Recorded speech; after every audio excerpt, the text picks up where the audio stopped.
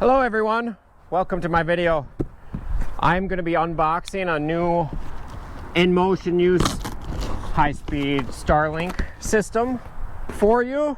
Super excited to have that. I've been using this regular RV system with a StarMount in motion and on my RVs and boats, and it's worked absolutely fantastic.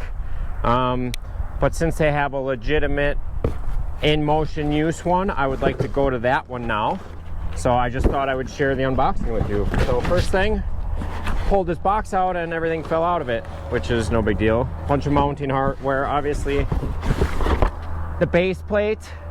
Our plans are, I'm going to be heading from Wisconsin, where I am now, to Tampa, Florida in this RV this upcoming week, and then I'm going to transfer the system off the RV onto an 80-foot yacht. We're going to be going down around the Keys and then out to the Bahamas. And then when we come back, we're going to go Hilton Head and as far as up as Charlotte before heading back down around the Keys again and back to Tampa. So this thing is going to be working both on land and at sea a lot the upcoming week. So I'm very excited to receive this in time for our trip. So it looks like a couple bags of goodies, cable pass through, and a whole bunch of miscellaneous hardware, some Starlink silicone and thread locker. So let's take a look a little bit closer. So on my StarMount, I've been using it on top of my RVs with the magnetic mounts. Highway speeds back and forth to Florida, no issue. Because I'm going to use this on the RV, on my Class B, my Class A, and the yacht, I'm probably going to see if I can get similar magnet legs, try that on this. Maybe beef some things up. I'm not exactly sure how I'm going to mount this, but very simple, flat mount.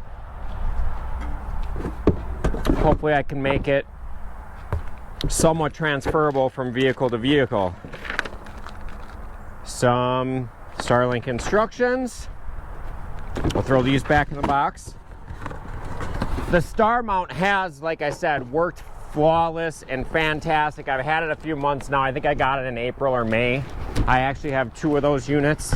But I'm very excited to see how this new version goes. Again, subscribe to the channel if you want to see more testing and use over the coming weeks, because we are going to put this thing through the paces, and I will try and stay up on videos with comparisons. I do have this unit running right now, and this is kind of, I am under a tree in this spot. It isn't the best. I do get some obstructions.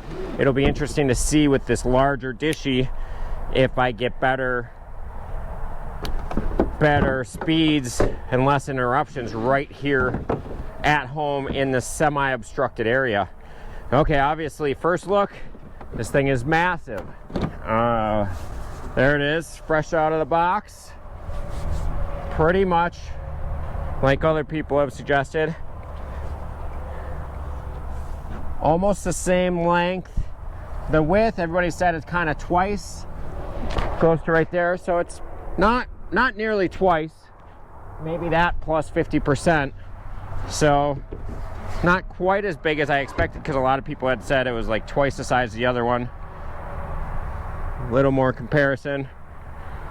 I mean, roughly, but just less than twice. So I'm gonna go ahead and fire this thing up. As I've seen on other video, you do have more components. One is the power supply, and then one is the router, just like we're used to seeing on our other RV. Cord ends are a little different. They don't go into the dishy.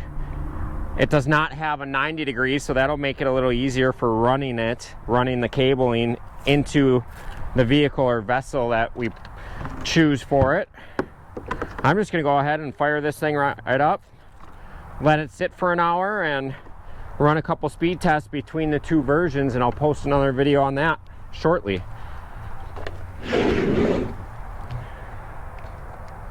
Like always, seems very simple right out of the box.